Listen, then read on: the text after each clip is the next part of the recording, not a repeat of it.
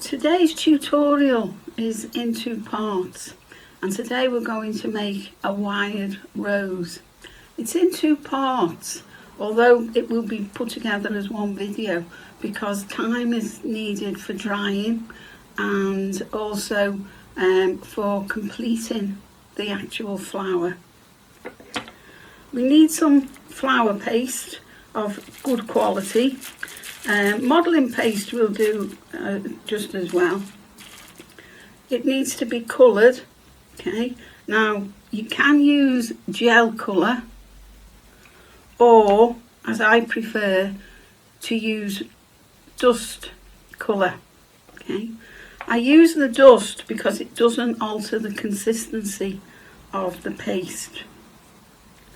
Now for the rose we need some cutters, and we need 3 different sizes of cutter. So I put some of the dusky pink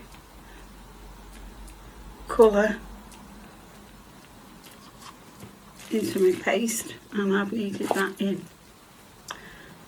The cutters that I'm going to use are metal cutters, but sometimes people use plastic cutters as well. Now the plastic cutters can have advantages, but they can also have disadvantages. Disadvantage is sometimes that it's more difficult to remove the paste, and also sometimes they're more difficult in eradicating rough edges. Metal cutters, on the other hand, they usually give a very, very good cut. But because they're thin metal, they can easily be placed out of shape. Other equipment that I'm going to use is I've got a rolling pin, a cell stick.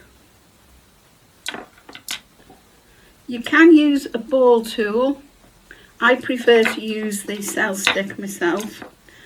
A work board, a sponge pad, a paintbrush, some edible glue, and something to stand your flower wires in. Now you can use Oasis, or you can use a lump of paste that you may have, or you can use a polystyrene shape that you can stick the roses into, or stick the flower wires into. Now the flower wires that we're going to be using today, for a large rose, okay, the sort of wire that we would use would be quite a thick wire. And as you know, the flower wires are in different sizes. The larger the number, the thinner the wire. The smaller the number, the thicker the wire. This is an 18, and so an 18 wire is a very thick flower wire. It's one of the thickest that you can get, and it's very good for taking very large, heavy paste items. The other flower wire we're going to use is a 24, and this is very good if your flower is small, or if you're doing a bud, which is a smaller stage. Now if you haven't got any thick wires, you can make a thick wire by using the thinner wires, and what you need to do for that is to take 4 lengths of a thinner wire, a 24 or a 26. Take some flower tape, wire tape.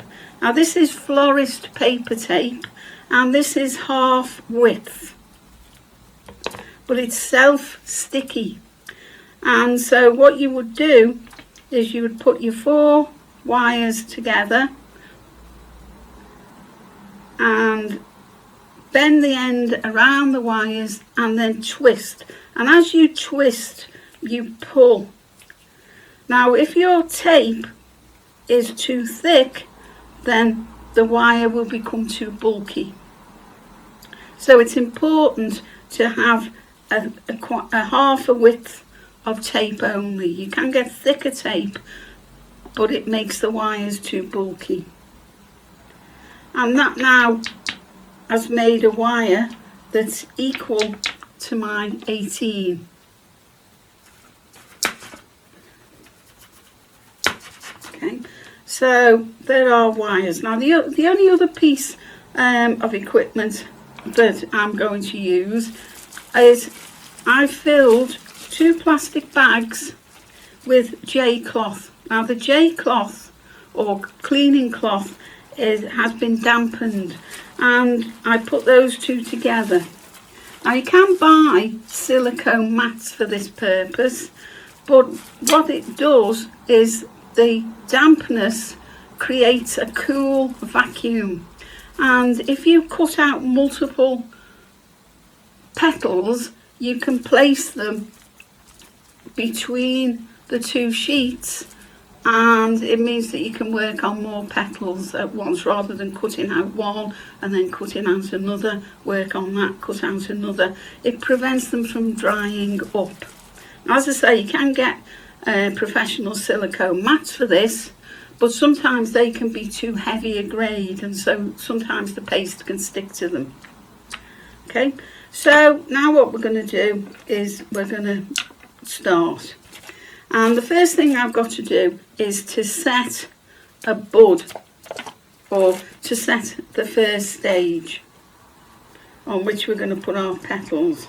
Now I need to make sure that my paste is nice and pliable, that the colour is well mixed in, and if I want a large rose, then I need to have a larger centre. If I want a smaller rose, then I can have a smaller centre. So depending upon the size of the flowers that you want will depict what sort of size centre you'll make. And of course, the smaller the centre, the less paste you would use. So I'm making a ball, I'm rolling it round on the palm of my hand. Okay, now I'm only using one finger because it's small, and I'm trying to make it crack free. Sometimes you might have to use both hands to roll it round. Okay, and then what I'm going to do, I'm going to take my wire. Now because this is only a small amount of paste, I'm going to use a 24 wire. I'm rolling the paste into a ball, and then with the heels of my hand, I'm just going to create a cone shape on one edge. Okay, so you can see that it's nicely rounded and pointed. I'll place that down there. The reason we need it bulbous at the bottom is so that it takes the shape of the rose. And then what I'm going to do is I'm going to dip the end of my wire into some edible glue, and then I'm going to put it into the centre of the rose. Now if you find that the wire comes through on one edge, just take it out and put it in again, and just pinch the bottom of the paste to the wire, and this will help secure it. Now these need to be made at least, just put it on this blue pad because it might help you to see it better. Okay, these need to be made at least 12 hours in advance before you intend to use them. If you do them any sooner, you might find that the paste isn't stuck on your wire, and as you're trying to put petals on, you'll find that the whole thing will come off your wire. And then I need to stick that into my oasis, or whatever I'm going to use to hold my flowers, and then put that to one side to dry. Now I have actually made one earlier, and I've made one on a 24 wire, and I've also made one on an 18 wire.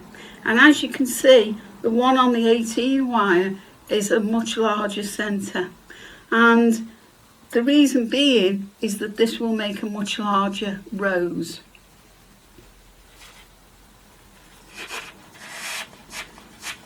Now I need to get my petals ready, so I need to move my sponge pad over. I'm working on my workboard. If you find that your workboard is causing the paste to stick, then if you have a little bit of white shortening, you can just smooth that onto your board. Now you only really need to do that every now and then, every few uses, unless you wash your board. Now if you wash your board, then it has to be done each time that you wash, but it's only a very small amount of paste, of shortening that you would put on. So taking my rolling pin, I'm going to roll out my paste. Now I want this paste to be really thin. Now this is sticking slightly to my board, it's anchoring slightly to my board. So what I am actually going to do is I'm just going to put a small smear of the shortening on. And as you can see, look, I can roll that out so much better now. Now this paste needs to be very, very thin. And for this reason, you cannot use the roll out fondant or sugar paste, because you will not get the thinness. So you must use one of the pastelage type of paste, like a flour paste or a modelling paste. And as you can see, that's quite very, very thin, that paste. If I took something and put it over it, you might be able to see that, well, I can see, you may not, you can see the actual writing on the tube through the paste. So that's how thin it needs to be. Now you need 3 sizes of cutters for each of the roses, and the cutter should be, the first cutter you use, your smallest one, should be roughly the size of your bud. And then I'm going to cut 3 out, because the thing with the roses, for the first couple of stages, everything goes in 3s. Okay, so I've got my 3 out of there. But while I'm rolling these 3, I could actually roll my next size out as well, and then that will save me time. So always roll your paste up, put it underneath a container, and I'm going to place these under my pad that I've created. You can use a palette knife if that's easier for you, rather than using your fingers. Or if you haven't got a palette knife, you could use just an ordinary dinner knife as well. And then I'm going to make my next size of petals.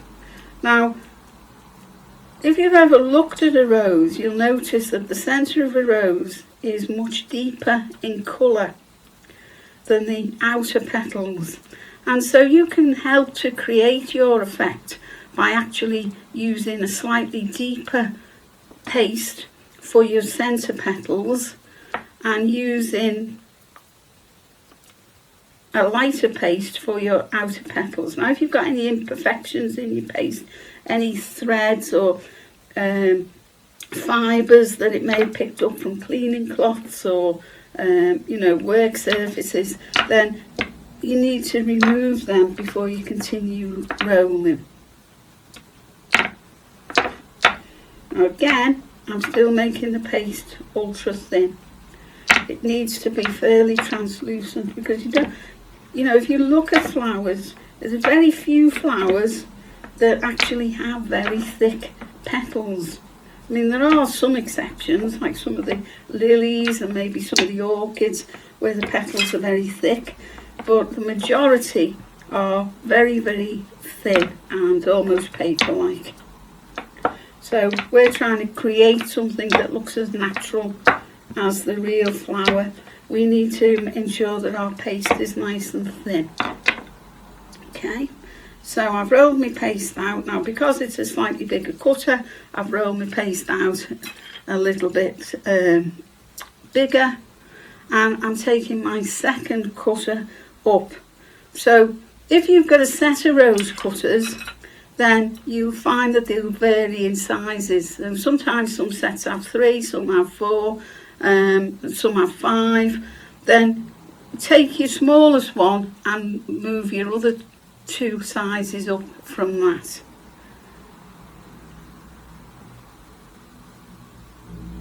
Okay, so I'm cutting them out now. Now, because the rose has got a 3 petal and then 3 of the next size and so on, that you go up in 3s, at least for the first 2 stages. You can also create different stages in the rose. You can do a bud, you can do a sort of partly opened rose, and of course you can do a fully open rose. And whether you're using a large centre or a small centre, the method is exactly the same for both. Okay, so now I'm going to take my sponge pad, which I find very useful because as I'm frilling my petals and thinning them and balling them, the pad gives me a soft enough surface that it doesn't tear the paste. If you try and do it on a hard surface, then you're not going to get a successful edge, and you're not going to get you know, a nice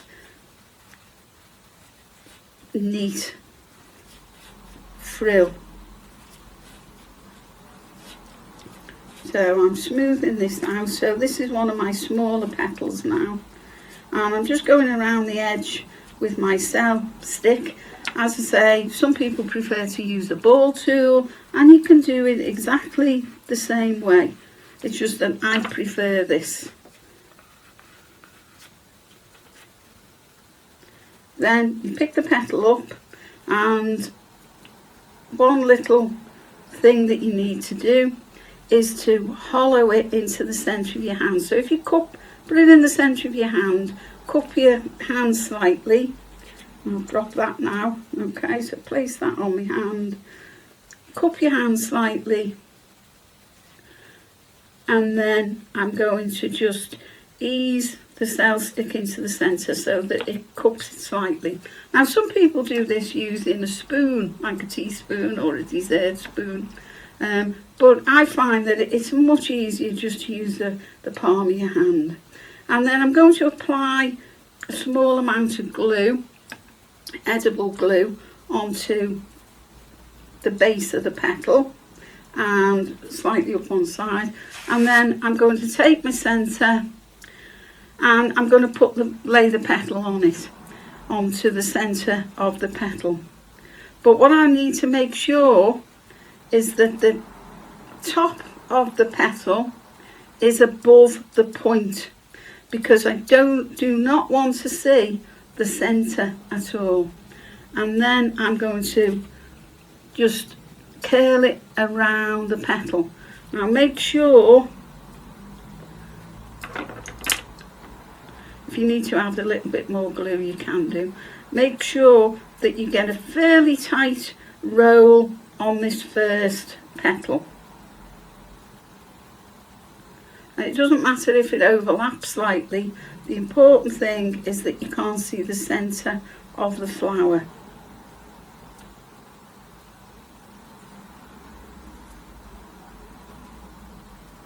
Okay. And then what I'm going to do is I'm going to get ready to add the other 2 petals. Now, if you've got many flowers to make, many roses, then you can get to certain stages one at a time. So You can have many roses on the go. You can have a frame that you can place them on at different various stages. You can also hang them onto a jar, onto a measuring jug, onto a mug, anything where the rose can rest while you're waiting for things to set up. Now, if you're working on multiple flowers, then you have to do the amount of petals on each one that allows for you to be able to move on to the next stage when you come back to it. So for the first petal, because that's not entwined like this, a rose does have entwined petals, you could do all this stage on all the roses that you're doing. But as I'm just working on the one at the moment, I will put the next petal on. Okay, so what I need to do is I need to thin the edge again, exactly like I did the first time, filling it into the centre of my hand, cup it, a little bit of glue just to the base. And the thing with the second and the third petal is they're entwined. And because they're entwined, it means that if you're working on multiple flowers, you have to do the second and third stage on each, the second and third petal on each flower as you go along. So, you know, you can't put the second one on and then put the second one on the others and then come back and put the third, because they need to entwine. So what you would do is, again, you put your paste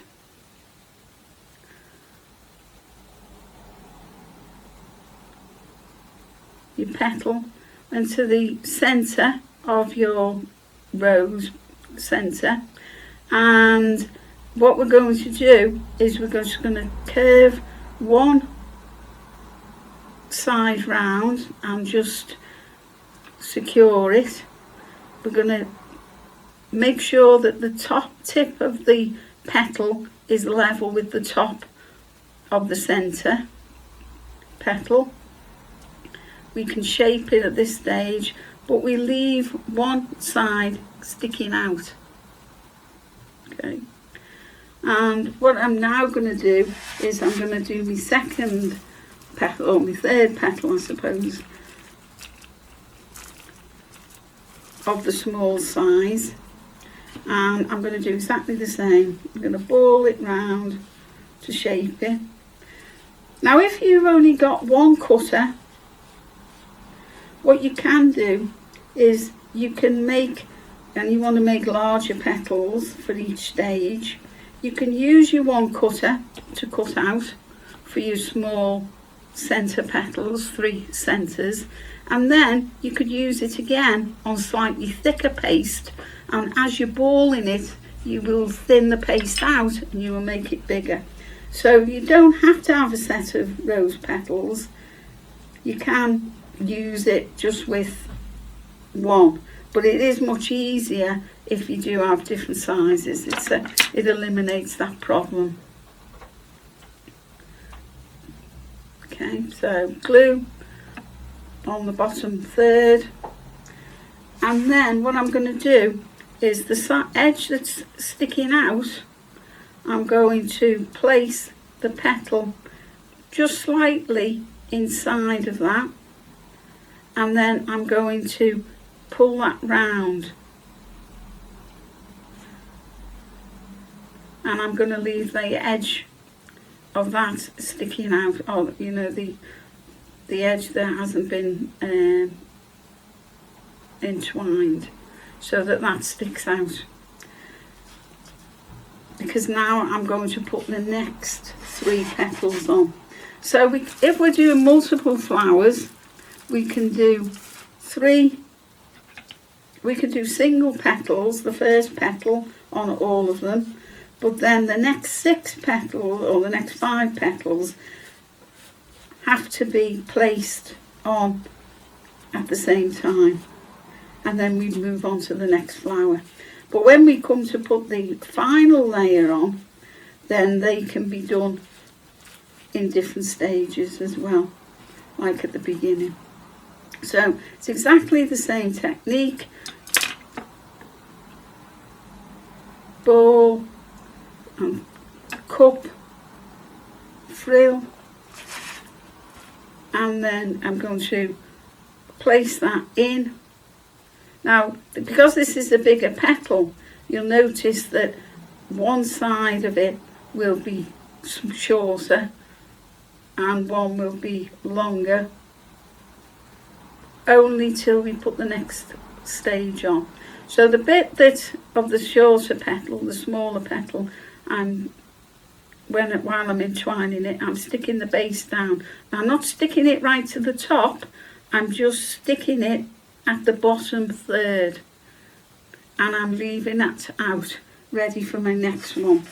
Now, if it's moving around too much, I've still got to make sure that the top of the petal is level with the top of all the other petals, okay, because otherwise I'll get something that will have a sort of like cabbage effect.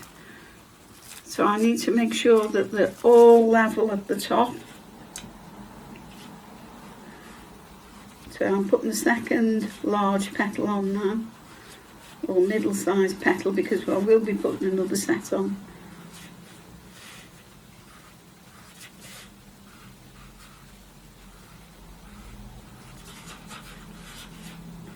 Okay, so the first 3 petals would make a bud, and the next 3 petals would make a flower. Just make sure that I do cup that in the centre, okay, because it just helps with shaping it. The next 3 petals, so 6 petals in total, will make you know, a reasonably sized rose, but we'll need about 9 to 12 to make a very large open rose. Now again, I've got to make sure that I put that into the edge that I've left open, and then I glue the bottom third. I curl that petal round. Now if there's not enough glue, I can put a little bit more, and if the petals should not come to the base, you know, they come sort of a little bit higher up, and we can see the bottom of the centre that we started with, don't worry, because that will be covered when we put the larger petals on.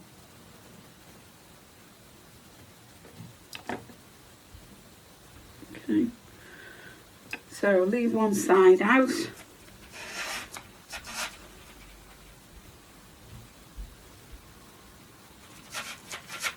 Just sticking this into my paste. I mean, what I could do is I could stick it onto my frame. You know, I could hang it over my jug handle or over the frame, or bowl, whatever, whichever I'm using. Or I could stick it into my oasis. But eventually there comes a point where you need to hang them upside down so that they don't fall back, the petals, especially as they start getting larger. And then I'm just going to place this in. Don't need to cup it quite so much at this stage, but I can just cup just at the top edge.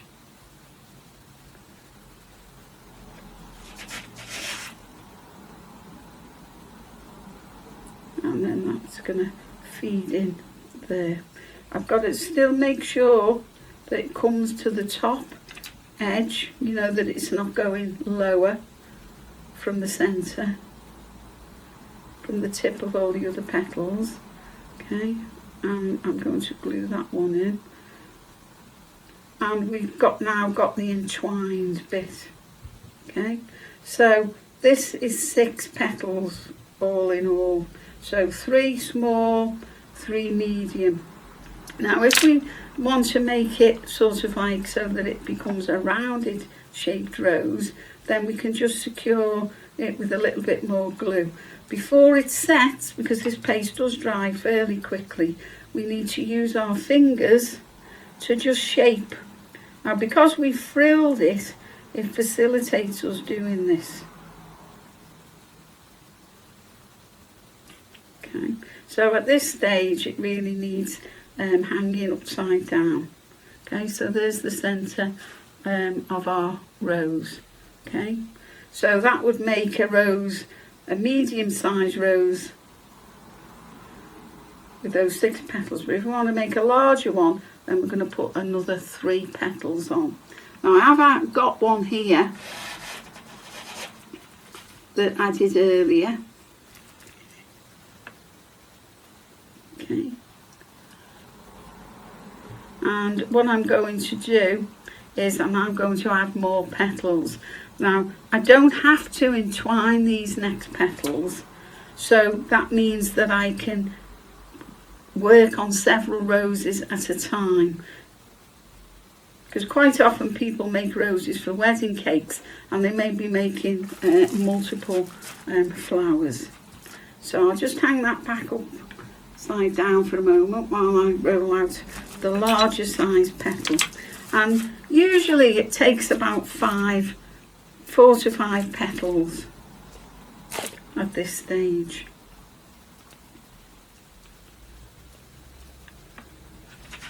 So this here, just before I do that, this is the centre that's got the 3 petals on, and this would do for a bud. And remember, a medium-sized rose would have the 6 petals, but a larger one would require more. So I'm just going to roll those out. I'll just move that pad out of the way, and then I'll start rolling this paste out.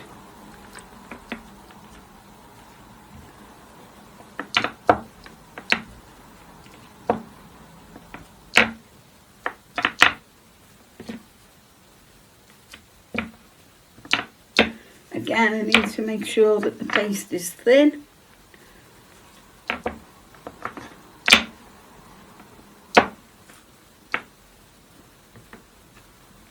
Keep turning it and picking it up so that you can see that it's not stuck to your workboard.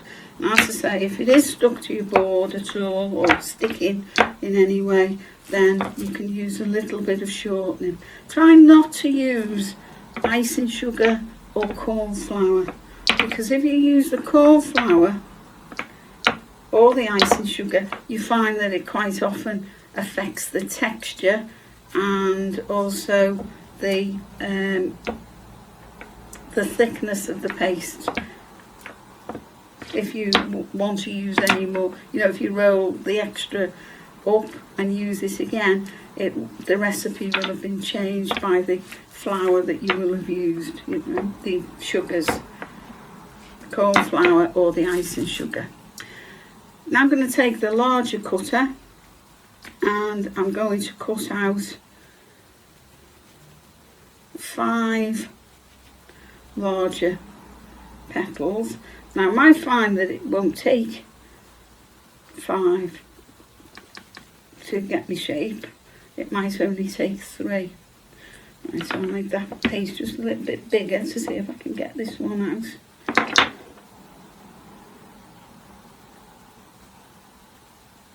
Okay. And then I'm going to take the excess away. Now there are all different types of roses. There's tea roses, there's floribunda roses, there's wild roses, there's dog roses, and it depends which type of rose you're doing as to which type of petal cutter you would use and which shape the flower will be and how many petals it will be. This is a tea rose, and this is probably the most commonest rose that's used in bridal bouquets. Okay, so I'm removing them and putting them under my pad so that they can wait ready for the next stage. And now what I'm going to do is I'm going to do exactly what I did before. And as I say, if you like to use a balling tool, you can use a ball tool. And if you want to use a cell stick, then you can do that. It's any really smooth surface really that will not stick to the paste.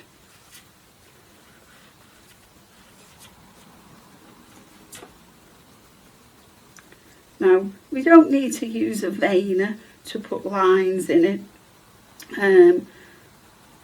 but you know, some people, if they're trying to do everything botanically correct, then they would use a petal veiner as well.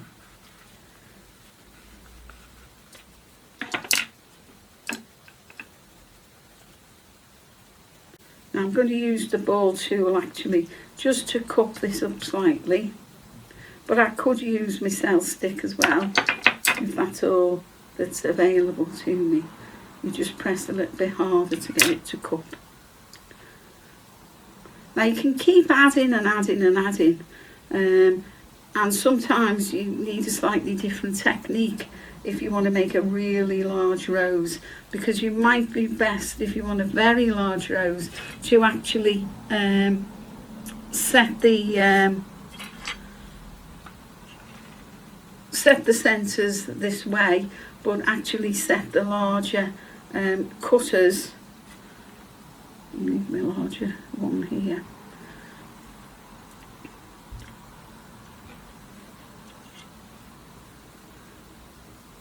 And place that up. Okay. I just have to put this on, curve it out. Yeah. So if you're making a very large rose, you can set the large petals, very large petals, into a former, and then when they've been completed into the former, you would then place the smaller rose that you've completed in this manner into the centre and allow it to dry, allow the petals to anchor on, and then you've got a really large flower.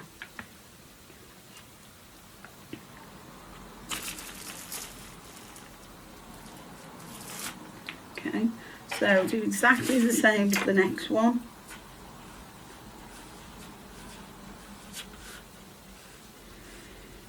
Now this is actually a large rose that I'm working on now, but if I was using the smaller set of 3 cutters, then I'll do exactly the same way. So this is exactly the same technique for whatever size rose you're doing. Cup it up, as I say, use your ball tool if you want. I notice this paste is lighter than the flour, and when we come to dust the flour up, this will be an advantage because the centres of the flowers always are deeper. Use your fingers to curl out the rose so you can see that that's going much bigger now. Okay.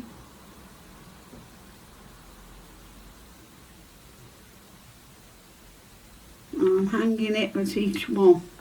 Now I could put a cardboard disc or a foil disc up the back of the wire, and that would take the weight of the larger petals if I didn't want to hang it upside down.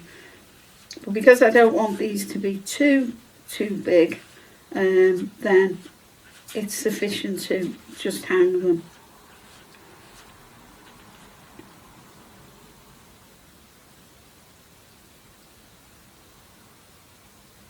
So I'm cupping that again. It's very, very simple, and the more you do, the better you get. So it becomes quite easy. Now you do overlap these slightly. Okay. And again, you can curl them back. Don't have to worry quite so much now about taking the tip of the petal to the top of the others, because you want it to look like it's starting to open. Okay.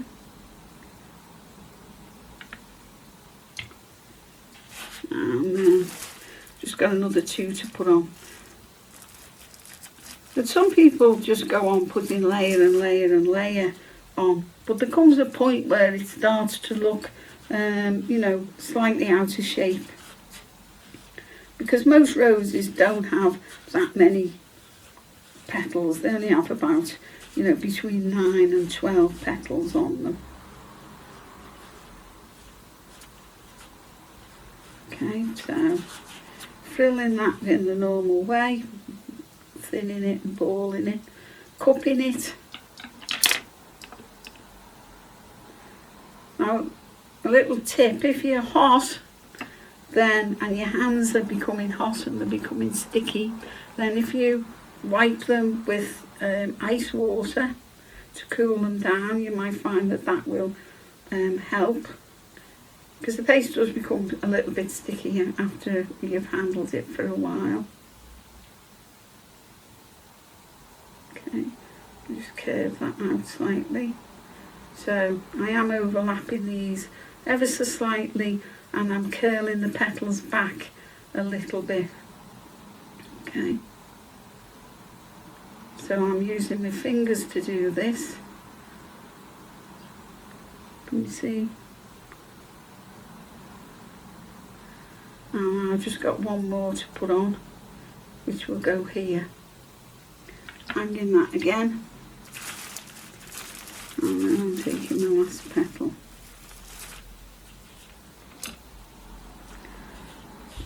Thinning it, balling it. Okay, now what I would need to do now is I would need to allow them, once it's got the last petal on, to set. And I would need to really allow a couple of hours, at least 3 hours, and preferably 12 hours. And after this time, I could put the calyx on, and I could also dust them, and then I would have my finished flower. So that's what I'm going to do. So in the second part of this video, you'll see me putting the calyx onto the flower. And the calyx is the green part that's at the base of the flower that actually holds it onto the stem. Okay, so I'm cupping it and then I'm gluing it.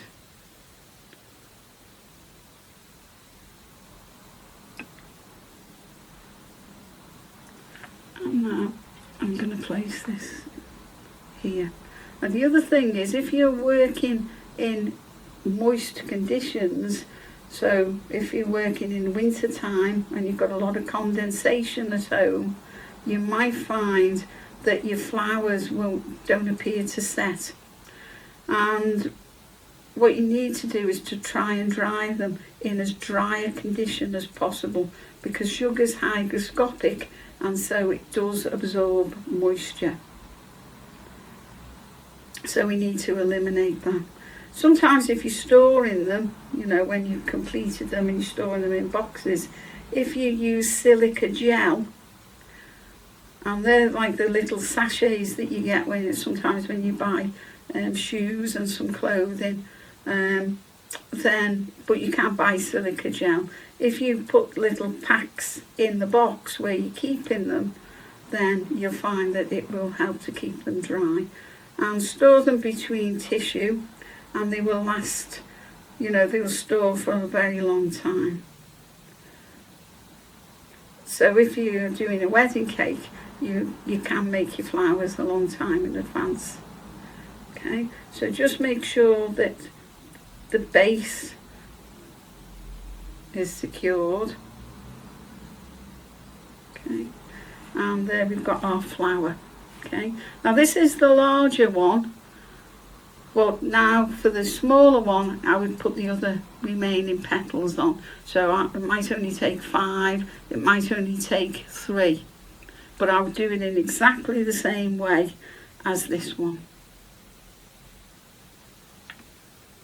Right, this is part 2 of the tutorial, and now we've completed our rose. We've allowed it to dry. Mine have had 5 hours drying, but ideally they should be left overnight for a minimum of 12 hours. Next thing we have to do is we have to put the calyx on. Now there are a range of different calyx cutters. There's metal calyx cutters, okay, and there are 5 sepals on them. And you can also have plastic calyx cutters as well, okay, of varying sizes. Now, as with the, I stated for the rose petal, if you've got a calyx cutter that is too small for a larger rose, what you can do is you can cut your paste a little bit thicker, and then when you ball out, you ball further so it makes a larger calyx. So don't be alarmed if you haven't got the right calyx size. It's better to, you know, be able to make the paste a little bit thicker and to ball out, roll out. I've made some gooseberry green paste, and I've used a paste colour for this. Now, although I said that I did like using the dusts rather than the gel colours, I find that you get a better, more authentic green if you use a paste colour, and gooseberry green is the ideal colour for this because most foliage is in gooseberry green. Make sure that you knead the colour in well. Take the amount of paste out that you want, and then I'm going to roll the calyx. So, same procedure as before. If it's sticking to your board or you're having trouble rolling out, put a little bit of shortening on the board. Make it as thin as you can. And make sure it's the right size for your cutter. And then I'm going to cut out. Now I'm using this metal cutter, but as I say, you can use plastic cutters. They're available in sets. You can buy just single calyx cutters, or they can be part of a rose petal set.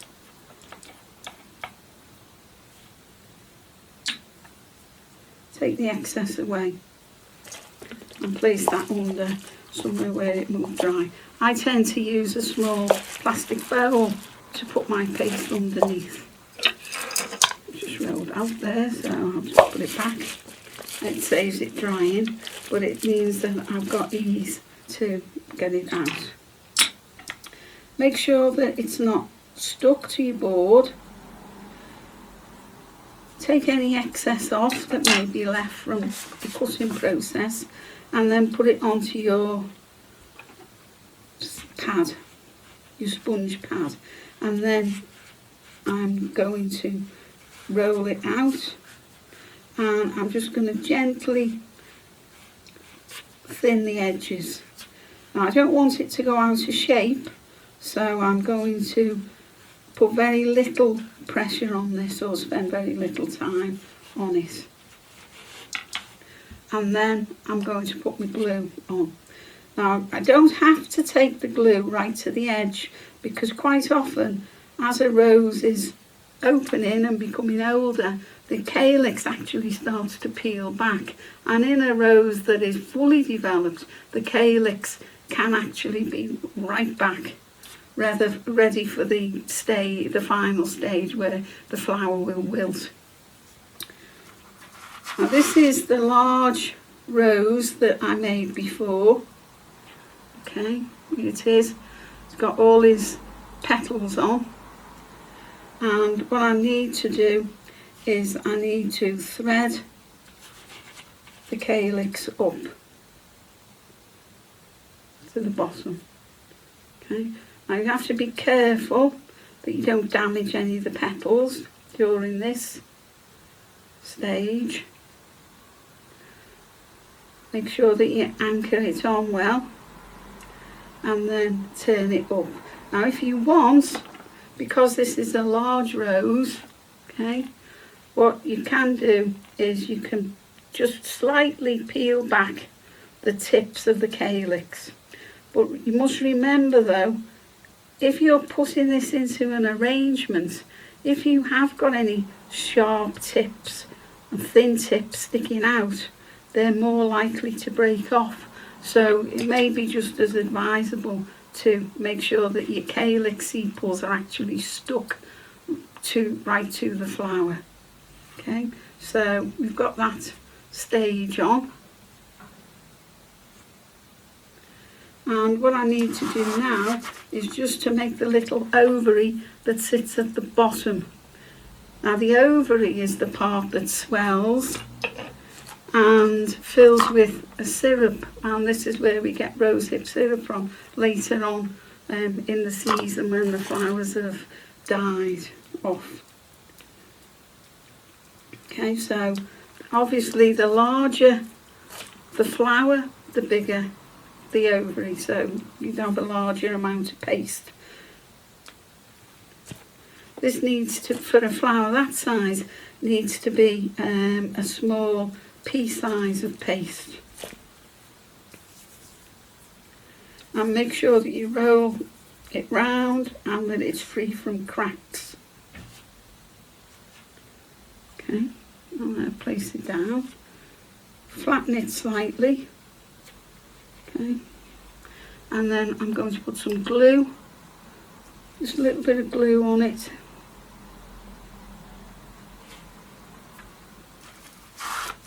And then I'm going to slide that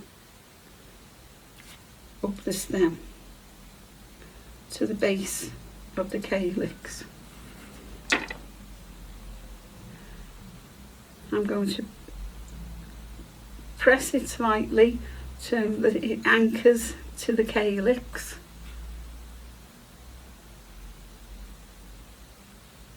And I'm just going to taper it in to the stem. And this ensures that it won't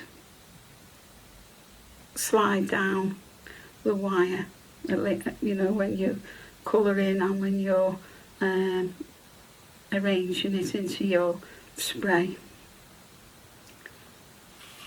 Okay, so I'll just place that way so that you can see. Now, a more authentic calyx can be made by actually cutting out the same calyx shape, but then picking it up with a pair of scissors. You're going to cut tiny little cuts down the length of each sepal on each side, and then you attach it in the same way as the plain calyx. I personally don't particularly like that method. This is a bud that has been done that way, a slightly opening bud, and so it's got a little bit of texture to it. It's got that jagged effect that you do get on the sepal of a rose. So unless you were actually trying to do a botanical specimen that was botanically correct, if it was just for putting into an arrangement for a cake or a spray or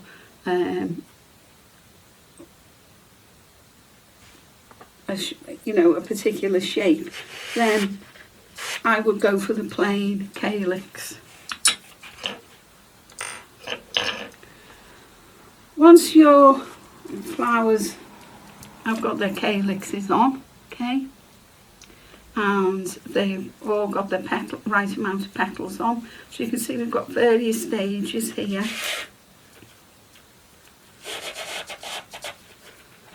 Okay, so this is the large one that was made on the 18 wire. I'll just place it down a little bit so that you can see the head of it. This is a bud that's got 2 petals. This is the bud that we did that had the 3 petals on. This is the medium flower that had the 6 petals, and this is the medium flower that had 9 petals. This larger one had 10 petals, and as you can see, they've made various sizes, but because the heavy ones need a thicker wire, it's important to remember not to put them on too thin a wire or they won't hold the shape.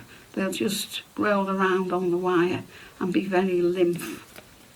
Now we've got to that stage, the final stage will be to dust them and to colour them. And we're just going to keep this really, really simple. And we need a palette, or you can use a plate or a saucer, and onto that you put your dust that you're going to use, your flower dust. I've got dusky pink and I've also got some red. And you need to have a very soft, rounded brush. The bigger the brush, the better, because there's less streakiness when you do your dusting. It must be a soft bristled brush, or otherwise you may break your fragile petals. We can mix this together to make a deeper shade. And if you remember, I said that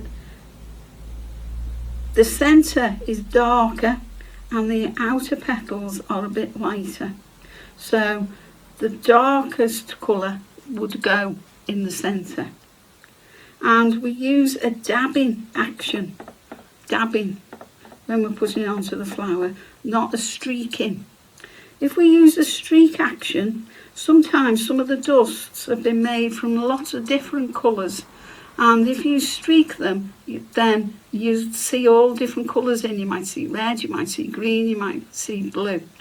So if we do just a bobbing action, okay, then it won't spread any speck colours that may be in. So I'm going to take the large rose first, and into the centre I'm just going to do the dabbing action.